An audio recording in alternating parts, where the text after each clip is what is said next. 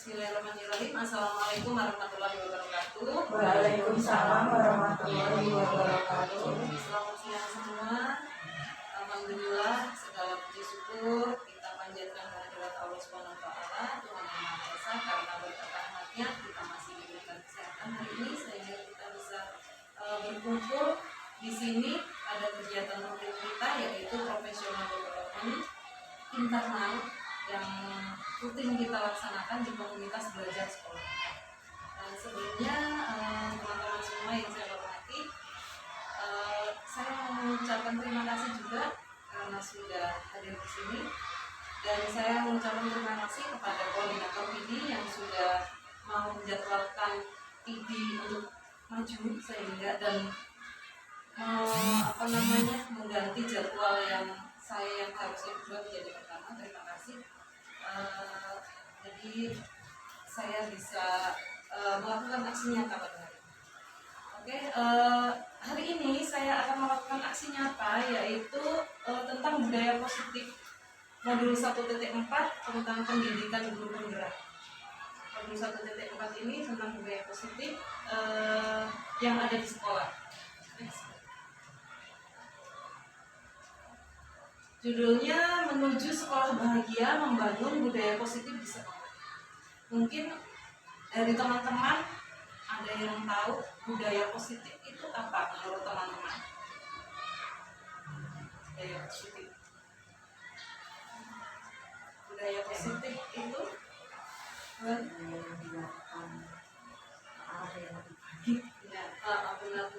budaya itu kan kebiasaan ya, kebiasaan yang positif. Positif itu kan tentunya yang baik.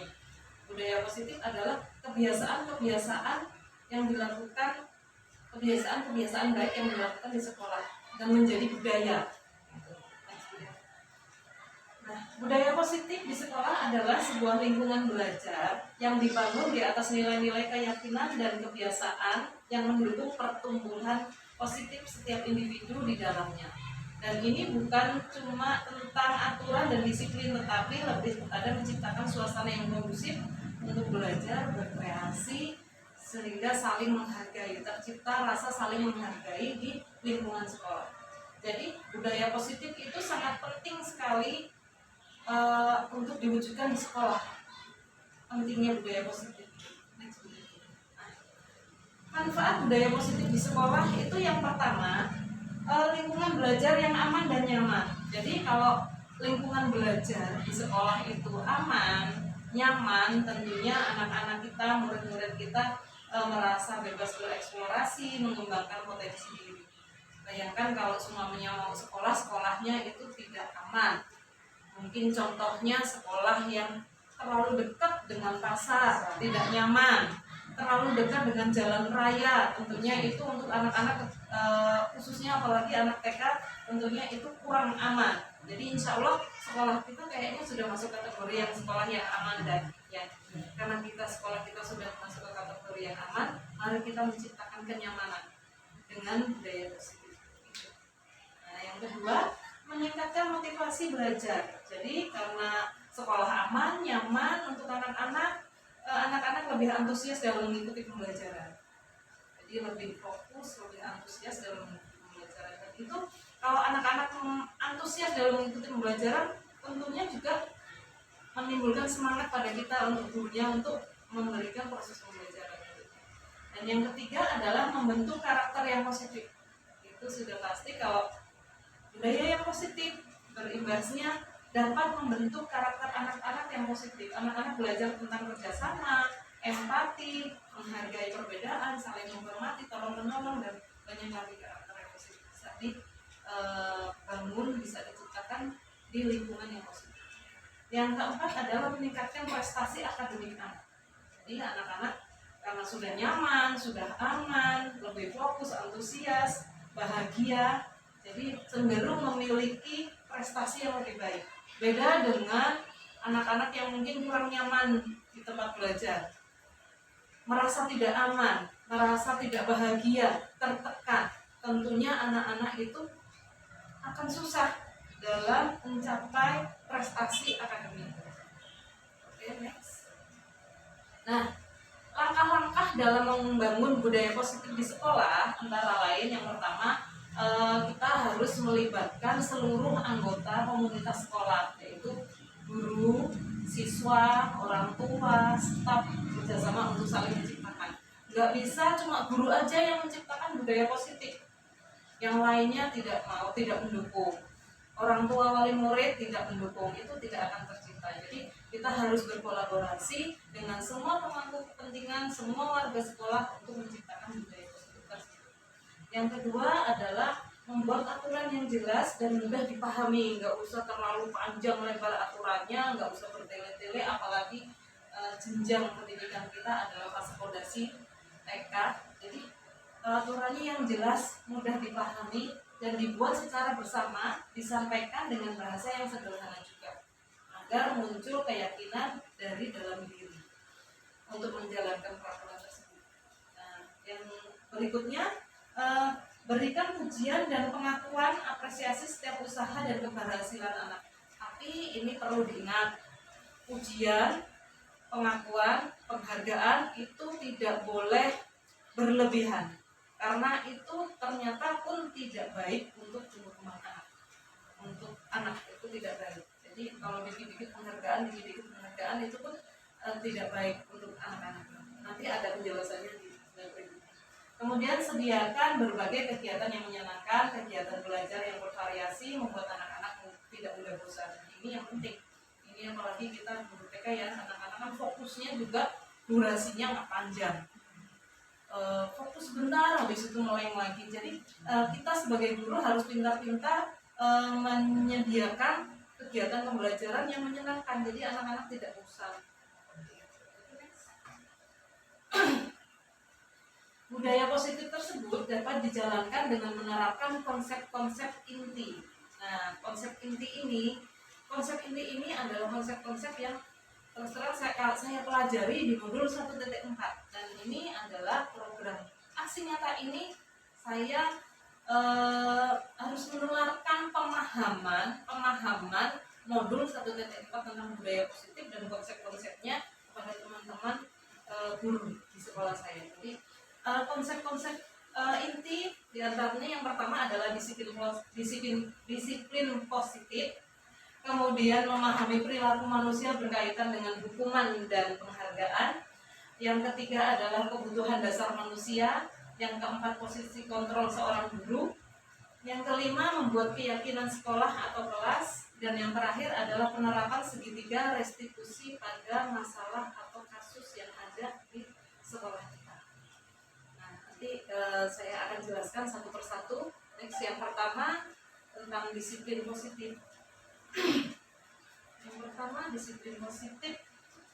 Disiplin positif merupakan cara penerapan disiplin yang mengajarkan anak bertanggung jawab, menumbuhkan kesadaran diri berdasarkan nilai kebajikan.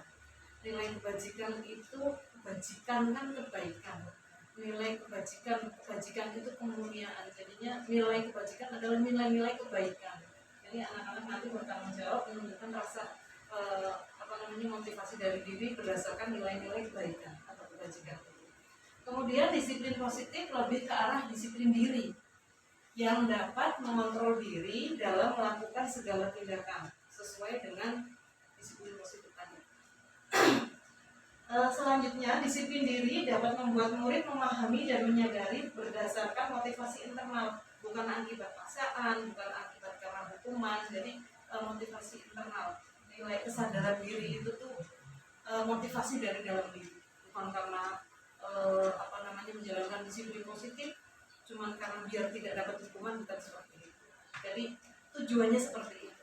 Kita sebagai guru harus bisa memotivasi anak, memotivasi murid agar anak kita tumbuh motivasi dari dalam diri, bukan dari eksternal. Oke, next, itu adalah disiplin positif. Yang kedua adalah motivasi perilaku manusia. Nah, perilaku manusia itu tuh ada 3 macam. Yang pertama, motivasi untuk menghindari ketidaknyamanan atau hukuman. Yang kedua, motivasi untuk mendapat imbalan penghargaan dari orang lain. Yang ketiga ini adalah motivasi untuk menjadi orang yang mereka inginkan, dan menghargai diri sendiri dengan nilai-nilai yang mereka percaya. Ketiga motivasi ini bisa dibagi menjadi dua jenis motivasi. Yang pertama karena untuk menghindari ketidaknyamanan dan hukuman, dan yang kedua karena untuk mendapatkan imbalan. Itu masuk ke dalam motivasi internal atau eksternal. Eksternal karena motivasinya dari luar. Jadi contohnya murid kita itu memakai baju yang rapih ataupun berbaris yang rapih supaya tidak mendapat hukuman. Itu motivasinya cuma seperti itu, karena bukan karena kesadaran diri, tapi karena biar nggak dimarahin guru pakai baju yang rapi, biar nggak dimarahin guru buang sampah di tempatnya, biar dipuji sama guru aku rajin belajar. Jadi itu adalah motivasi eksternal, motivasi yang datangnya dari luar. Nah, sedangkan yang ketiga ini yang kita sebagai guru harusnya memotivasi anak agar tumbuh rasa motivasi internal atau intrinsik, motivasi dari dalam diri.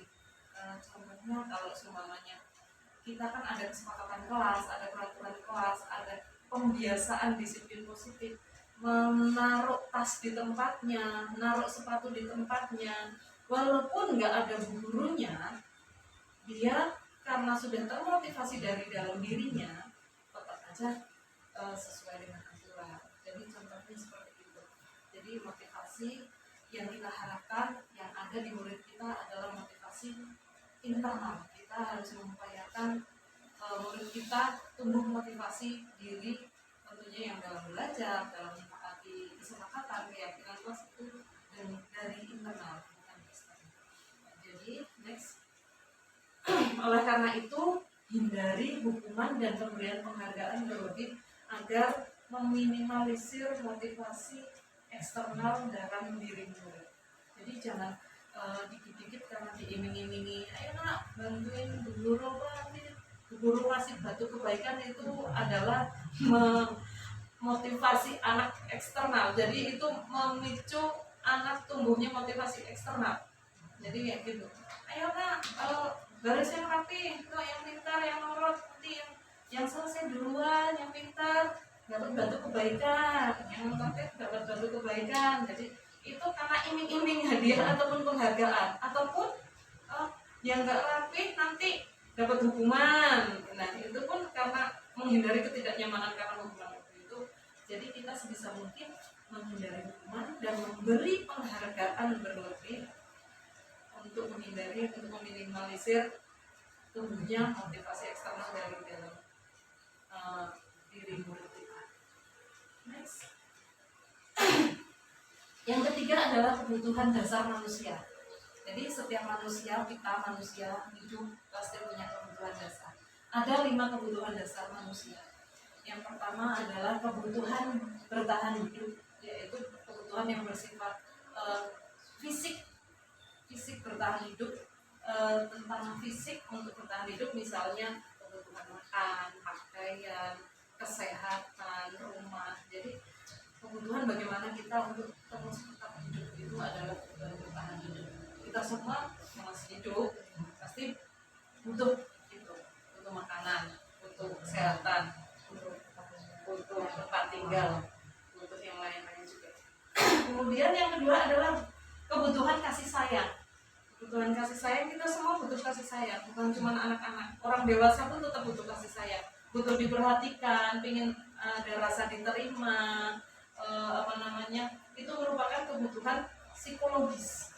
Kalau kebutuhan bertahan hidup tadi ada fisio, kalau yang kebutuhan kasih sayang ini kebutuhan psikologis, kebutuhan batin kita kepenginnya diterima, disayang. Begitu juga anak murid kita pasti, apalagi fasenya masih fondasi, masih anak usia dini. Jadi kebutuhan kasih sayangnya itu masih sangat besar. Kebutuhan rasa diterimanya, semuanya ada anak murid kita di satu kelompok. Dia pasti ada, kita pernah ketemu, mungkin teman-teman juga pernah ketemu, merasa tidak diterima di kelompok itu. Jadi merasa tidak diterima, dia tuh sedih sekali itu seperti itu, karena kebutuhannya tidak terpenuhi. dia kan kepingin satu kelompok bisa gaul, tapi kadang anak-anak karena satu kelompok ada yang klik, ada yang enggak. Jadi ada aja satu anak itu yang merasa tidak diterima, merasa tidak disayang. Mungkin bahkan jangan sampai anak tersebut, anak murid kita merasa tidak disayang sama gurunya, tidak diterima sama gurunya, jangan sampai seperti itu. Kalaupun ada yang di kelompok merasa tidak diterima oleh temannya pun, kita sebagai guru harus mencari jalan keluar, menyelesaikan, membantu anak tersebut untuk menyelesaikan. Yang ketiga adalah kebutuhan penguasaan. Kebutuhan penguasaan atas kemampuan. Kebutuhan ini meliputi keinginan untuk dianggap, dihargai, untuk bisa membuat perbedaan, bisa membuat pencapaian kompeten, diakui dan dihormati. Anak-anak pun memerlukan kebutuhan seperti ini, penguasaan. Jadi kadang-kadang ada anak kita yang murid kita yang di kelas tuh maunya jadi ketua terus, maunya jadi pemimpin terus. Padahal yang lain pun butuh. Yang lain pun kepingin memimpin, yang lain pun kepingin dihormati, kepingin dianggap. Jadi itu terus. Jadi kita pintar-pintar di kelas untuk mengelola kelas kita, jangan sampai itu terus anak ini dan yang anak yang lain tidak mendapat bagian seperti itu. Karena pada dasarnya anak-anak juga membutuhkan penguasaan. Yang keempat adalah kebutuhan kebebasan, dan kebutuhan kebebasan ini, kebebasan akan mandiri, otonomi, memiliki pilihan dan mampu mengendalikan pola hidup seseorang. Nah, kalau anak TK kadang-kadang kebutuhan kebebasannya ini kadang susah diarahkan, disuruhnya kita, nyuruhnya ini, dia maunya itu. Jadi dia masih memenuhi kebutuhan kebebasannya. Tapi kebutuhan-kebutuhan tersebut juga harus kita arahkan. Kapan harus kita, kan anak-anak belum bisa memanage tuh. Kapan memenuhi kebutuhannya, pada saat kapan, belum bisa. Jadinya kita yang harus memanage, mengatur itu, mengarahkan anak itu. Jadi kadang kan ada anak yang waktunya duduk, waktunya mengerjakan tugas, dia lari-larian, mau bebas sendiri gitu. Jadi itu dia lari-larian itu sedang memenuhi kebutuhannya, kebutuhan kebebasan. Jadi itu. Kemudian yang terakhir adalah kebutuhan kesenangan. Itu semuanya kita semua butuh, dari anak-anak sampai orang tua dewasa, itu pun butuh kebutuhan ini. Kita semua butuh kesenangan. Apalagi anak-anak TK. Jadi anak-anak TK itu maunya, butuhnya bersenang-senang, bermain, tertawa-tawa, bahkan belajar pun sambil bermain biar kesannya itu menyenangkan. Kalau memang yang belajar yang kaku kan nanti membosankan mereka. Jadi itulah kebutuhan dasar manusia, itu ada 5. Next. Yang keempat, konsep ini tadi, yang keempat adalah posisi kontrol. Nah, posisi kontrol ini terus terang saya baru mempelajari. Ternyata kita sebagai guru itu harus mengambil posisi kontrol yang benar. Karena dengan mempelajari modul 1.4 ini, saya banyak sekali tersadar, oh selama ini saya salah mengambil posisi kontrol. Posisi kontrol di sini ada 5 posisi kontrol. Yang pertama adalah penghukum. Jadi posisi kontrol penghukum ini adalah seorang penghukum bisa menggunakan hukuman fisik maupun verbal ya. Hukuman bukan cuma masalah fisik doang, masalah melotot aja, guru yang melototi murid itu aja hukuman, guru yang mendiamkan murid aja itu suatu hukuman. Jadi orang yang menjalankan posisi hukum senantiasa mengatakan bahwa sekolah memerlukan sistem dan alat yang lebih menekan murid-murid lagi. Guru yang menerapkan posisi ini biasanya akan berkata dengan nada yang tinggi, dengan nada yang keras, patuhi aturan saya, atau awas ya kalau nggak nurut sama bu guru, itu adalah posisi penghukum. Jadi selalu pasti kamu lagi yang terakhir sambil keras. Itu adalah posisi kontrol penghukum. Guru sebagai penghukum itu adalah penghukum. Jadi seperti itu, dia penghukum ini nadanya tinggi, ngomongnya keras, menekan. Itu adalah posisi penghukum. Next. Yang kedua adalah posisi pembuat merasa bersalah. Kalau pembuat merasa bersalah ini ngomongnya tidak keras, nadanya tidak tinggi, lembut, pelan, bahkan dalam keheningan dia bisa menekan. Tapi kata-kata yang keluar itu lembut. Contohnya, ibu sangat percaya banget sekali dengan kamu. Kamu itu gimana sih, Nak? Kok ngulangin lagi kayak gini? Kemarin udah bilangin loh. Ngomongnya lembut, tapi itu menekan. Jadi anak di posisi ini, kalau ada guru yang dalam posisi membuat merasa bersalah ini, anak itu merasa memiliki penilaian diri yang buruk tentang dirinya, merasa bersalah, merasa sudah mengecewakan orang-orang yang disayangi, apalagi udah bawa-bawa orang tua.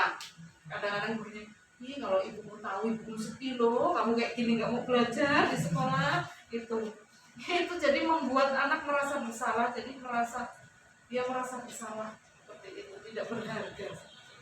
Itu adalah posisi membuat rasa bersalah. Next, selanjutnya yang ketiga adalah posisi teman. Jangan dikira posisi teman ini juga sudah teman baik loh ya. Posisi teman ini adalah guru tidak menyakiti murid, tidak akan menyakiti murid, namun akan berupaya melakukan pendekatan secara persuasif. Nah, mereka seperti teman. Kalau teman kan nggak menyakiti, tidak tinggi nadanya, jadi dia dengan muridnya, ayolah selesai tugasnya biar cepat selesai. Dan ujung-ujungnya udah dirayu-rayu, ya sudah nanti guru bantuin menyelesaikan. Itu posisi teman. Jadi posisi teman ini ada sisi positif, ada sisi negatifnya. Positifnya, hubungan baik itu terjalin antara guru dengan murid. Karena teman kan, tidak marah-marah kan, dan gurunya akan selalu membantu walaupun sudah dirayu-rayu, kadang itu mentok gurunya membantu. Jadi positifnya yaitu hubungan terbaik terjalin antara guru dan murid. Tapi negatifnya, pada saat guru tidak bisa membantu, anak itu akan merasa kecewa. Katanya teman guru udah gak sayang sama aku, udah gak teman sama aku gak dibantu lagi sama guru. Begitu. Jadi murid itu akan menjadi ketergantungan dengan kita, tidak mandiri. Itu posisi teman. Kemudian next yang keempat, posisi pemantau. Posisi pemantau, namanya memantau berarti kan mengawasi. Namanya mengawasi itu kadang-kadang tidak posisi pemantau itu itu akan memisahkan antara hubungan, walaupun mungkin gurunya itu saudaranya sendiri, tapi karena dia sebagai pemantau, dia akan menempatkan dirinya sih sebagai pemantau. Jadi pertanyaan yang posisi pemantau biasanya diajukan pada murid-murid itu, mantau dulu tuh, namanya ada anak terlambat, ada anak yang melanggar aturan, dia mesti mengingat peraturannya apa. Si pemantau itu biasanya menanyakannya seperti itu. Terus, apa yang telah kamu lakukan? Kamu tahu kan?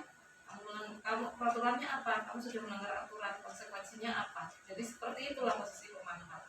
Jadi seolah-olah mengingatkan anak tentang peraturan. Kemudian yang terakhir adalah yang kelima, posisi manajer. Nah, posisi manajer ini adalah posisi di mana guru berbuat sesuatu bersama murid, mempersilahkan murid mempertanggungjawabkan perilakunya, mendukung murid agar dapat menemukan solusi permasalahannya sendiri. Jadi pada posisi manajer, murid diajak ngobrol, menganalisis seumpamanya murid telah melakukan kesalahan, ada kasus ataupun ada masalah di sekolah kita. Kalau guru kita menempatkan diri kita sebagai posisi manajer, itu akan membantu murid, memotivasi murid untuk menyadari kesalahannya, untuk dapat memperbaiki kesalahannya menjadi lebih baik lagi. Jadi biasanya posisi manajer ini akan berkata apa yang kita yakini. Jadi nanti ada keyakinan kelas, kesepakatan yang sudah kita yakini itu apa, kenapa kamu berbuat seperti itu. Jadi apakah kamu meyakini peraturan-peraturan ataupun kesepakatan yang sudah ada apakah dilanggar. Jadi seperti itu. Jika kamu meyakininya, kamu bersedia untuk memperbaikinya apa enggak. Jadi lebih ke pendekatan menumbuhkan motivasi dari diri murid, motivasi internal untuk menyadari kesalahannya dan memperbaikinya secara dari dalam diri dulu, keinginannya, motivasi internal itu dulu. Itu adalah posisi manajer.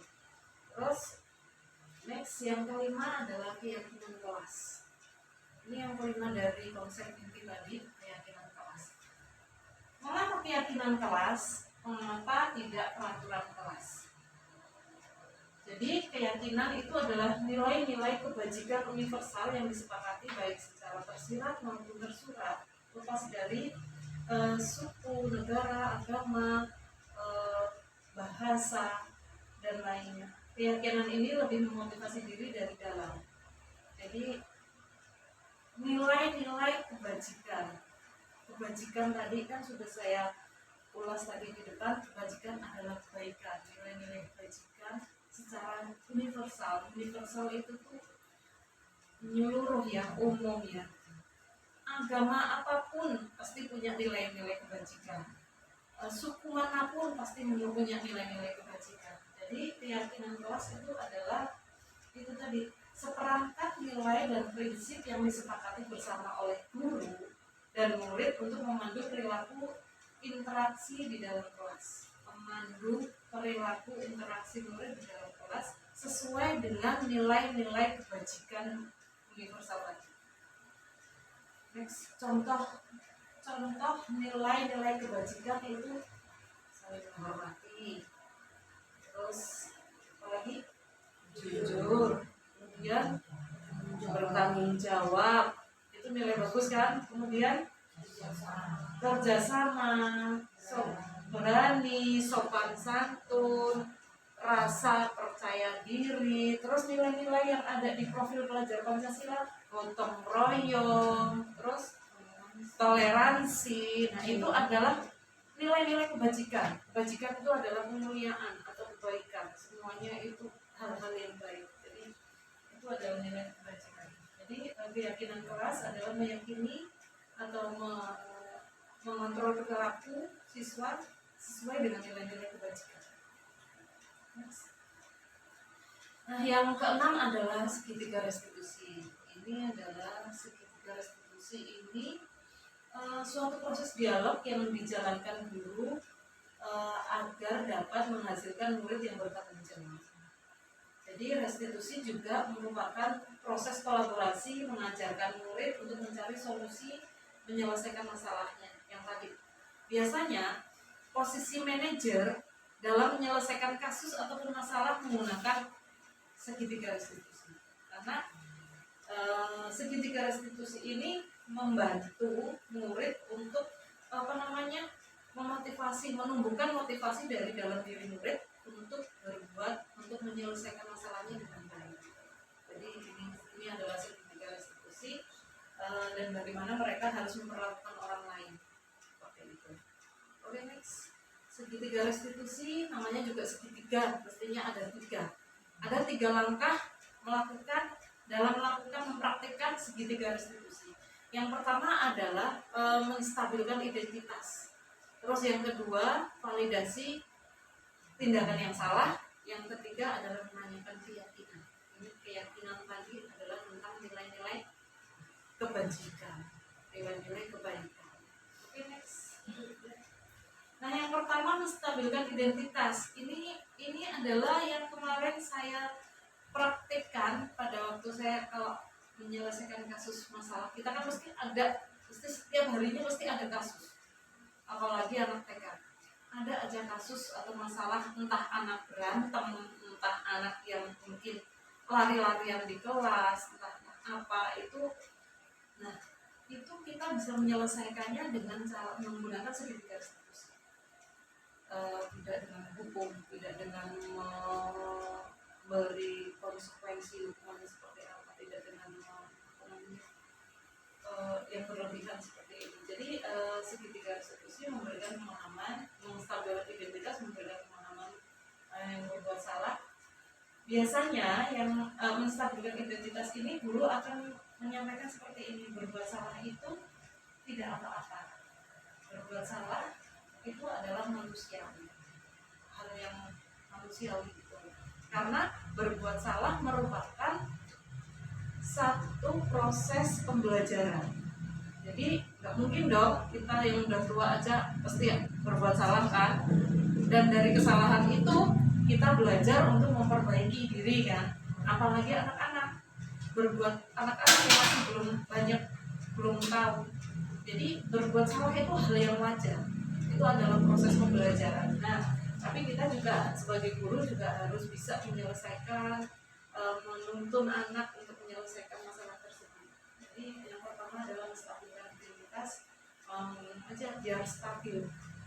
Jangan langsung kalau ada anak berantem langsung dimarahin, sini guru, siapa yang salah, tapi siapa yang duluan, biasanya kan langsung seperti itu langsung ke pemantau, penghukum, biasanya seperti itu. Jadi tidak menggunakan sertifikat. Kalau stabilkan ini nggak apa-apa, biar anak itu tuh tidak ketakutan duluan, dia mau ngomong, jadi biar stabil, identitas stabil. Terus yang kedua adalah validasi tindakan yang salah. Nah, setiap tindakan kita dilakukan dengan satu tujuan, yaitu memenuhi kebutuhan dasar, seperti yang saya tadi omongkan. Contohnya yang kemarin kasusnya Vino meremes LK-nya Meme. Begitu saya menstabilkan identitas, ternyata Vino itu tuh kan lari-larian dan mengganggu Meme terganggu kan, membuang kotak pensilnya Vino lari-larian memenuhi kebutuhan dia tadi, kebebasan, kesenangan ya, kebebasan Vino lari-larian semaunya sendiri, padahal itu harusnya pas belajar. Jadi dia ingin bebas lari-larian. Ternyata Vino melanggar keyakinan kelas, yaitu membuat tidak nyaman temannya. Jadi Meme membuang kotak pensilnya Vino. Nah, Vino pun memenuhi membalasnya dengan meremas. Itu adalah validasi tindakan yang salah. Jadi kita menanyakan alasan kenapa anak itu berbuat seperti itu. Kamu pasti punya alasan, dan alasan itu pasti untuk memenuhi kebutuhannya, walaupun kadang-kadang kebutuhannya itu nggak pas menempatkannya. Jadi kita mengarahkan ataupun menanyakan, memancing, ada nggak cara yang lain yang efektif untuk mendapatkan kebutuhan itu. Kalau Vino senangnya lari-larian, nanti loh ada waktunya istirahat, Vino bisa lari-larian di luar gitu. Jadi seperti itu. Kemudian yang ketiga adalah menanyakan keyakinan. Jadi keyakinan kelas seperti apa yang telah kita sepakati. Vino di dalam kelas kan sudah ada keyakinan kelas tuh, nggak lari-larian. Keyakinan kelas itu menghargai temannya biar kelasnya nyaman. Jadi keyakinan apa yang sudah disepakati anak, jadi kita menanamkan seperti itu biar anak mikir, oh iya ya, aku sudah melanggar keyakinan kelas dengan berteriak seperti Adam, aku sudah melanggar keyakinan kelas. Padahal berteriak itu mengganggu temannya, tidak menghormati temannya, itu membuat tidak nyaman. Padahal keyakinan kelas itu adalah menghormati teman, toleransi, saling menyayangi, disiplin, dan lain-lain. Jadi terus kita juga mendorong, memancing, kamu ingin jadi seperti apa. Kalau kamu sudah tahu kesalahannya itu melanggar keyakinan kelas, apa yang mau kamu perbuat untuk memperbaiki. Tapi bukan kita yang mencarikan penyelesaiannya. Nanti biar anak kita cuma memancing anak aja, biar anak itu tumbuh motivasi dari dalam itu. Oke, kemudian yang terakhir, refleksi diri. Jadi untuk mewujudkan budaya positif di sekolah bukanlah hal yang instan tentunya ya kan. Itu semua membutuhkan waktu, kesabaran, konsistensi kita sebagai guru untuk terus menjalankannya. Jadi saya sendiri pun tidak bisa menjalankan sendiri dong kalau tidak ada dukungan dari teman-teman. Kita juga tidak bisa menjalankan kalau tidak ada dukungan dari orang tua, tidak ada dukungan dari anak-anak murid. Jadi seperti itu. Kemudian sudahlah kita menjadi guru yang baik dan melakukan proses pembelajaran yang berpihak pada murid dan memahami kebutuhan murid kita. Jadi filosofi Gajah Dewantara salah satunya itu Merdeka Belajar. Merdeka Belajar itu memberikan proses pembelajaran yang berpihak pada kita menghamba murid itu bukan berarti menyembah-nyembah, bukan berarti muridnya disembah-sembah, gendong-gendong. Kita melayani murid. Kita kan pendidik itu sama aja seperti petani. Petani itu yang pernah dikutip sama Pak Mugi ya, itu ternyata kutipan dari pembelajaran KHD Ki Dewantoro. Jadi petani itu kita kan murid itu kan sudah ada benihnya, sama aja benihnya masing-masing itulah. Murid diibaratkan dengan benih. Benih, kalau kita punya benih, kita tanam di tanah yang subur, insya Allah kan akan tumbuh. Kita rawat, kita siangi, kita siram, kita pupuk, siangi rumputnya, insya Allah akan tumbuh sesuai dengan keinginan kita. Tapi ada juga benih yang kurang bagus, bibit yang kurang bagus. Kalau kita tanam di tempat yang bagus, kita rawat, insya Allah pun akan tumbuh dengan bagus. Begitu juga sebaliknya, walaupun anak sudah benihnya bagus, kita sudah mendapat benih yang bagus, tapi kita biarkan, kita tanam di tanah yang gersang, tidak diurusin, ya walaupun sebagus apa benihnya pun ya tumbuhnya kurang maksimal.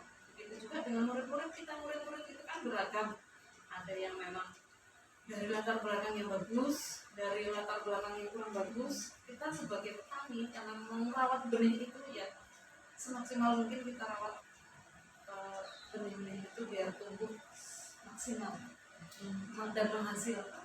Kemudian kita mari merefleksi, selama ini kita sudah mengambil posisi kontrol yang mana. Saya sendiri pun masih banyak posisi kontrol yang salah. Jadinya ternyata posisi-posisi kontrol itu, posisi kita mengambil posisi pun ada kontrolnya gitu loh, kita sebagai guru. Jadi ya refleksi diri kita, mari kalau kita merasa benar terus tidak mau merefleksi diri, ya nanti kita akan menjadi guru yang semaunya kita. Kan tujuan kita, mari kita sama-sama memperbaiki diri kita kan, menjadi guru yang lebih baik lagi, menjadi orang yang lebih baik lagi, biar bisa tercapai tujuan pendidikan nasional seperti itu. Maksudnya jadi berbagi praktik baik ini ataupun berbagi pemahaman tentang budaya positif ini, saya harap bukan cuma sebatas habis ini udah gitu loh. Begitu juga PD-PD yang selanjutnya nanti, semuanya nanti Bu Yanti akan berbagi praktik baik tentang apa. Jadi kalau memang ada hal-hal yang baik, ya ayo kita jalankan. Jadi berbagi praktik baik seperti ini, contohnya ada ilmu baru nih, saya juga ini ilmu baru, budaya baik, masalah posisi kontrol itu. Jadi ayo kita memperbaiki diri kita, memposisikan diri kita agar tidak salah dalam mengambil posisi kontrol. Dan itu harus ada rasa konsisten. Kalau nggak konsisten ya naik turun ya. Dan kita memang harus saling berkolaborasi tentunya, saling mengingatkan tentunya. Dan yang mengingatkan bukan harus saya saja sebagai kepala sekolahnya, teman-teman juga boleh mengingatkan. Kalau saya salah juga silakan mengingatkan. Jadi kita saling mengingatkan dan untuk memperbaiki diri. Oke, next. Terima kasih, semoga bermanfaat. Berbagi praktik baik dari saya, berbagi pemahaman tentang budaya positif dari saya hari ini. Semoga bermanfaat dan semoga kita bisa menciptakan lingkungan yang positif sehingga tercipta budaya positif di sekolah kita. Amin. Baik, mungkin nanti kalau ada pertanyaan boleh saya buka. Sebelumnya saya akhiri dulu, saya tutup dulu. Assalamualaikum warahmatullahi wabarakatuh.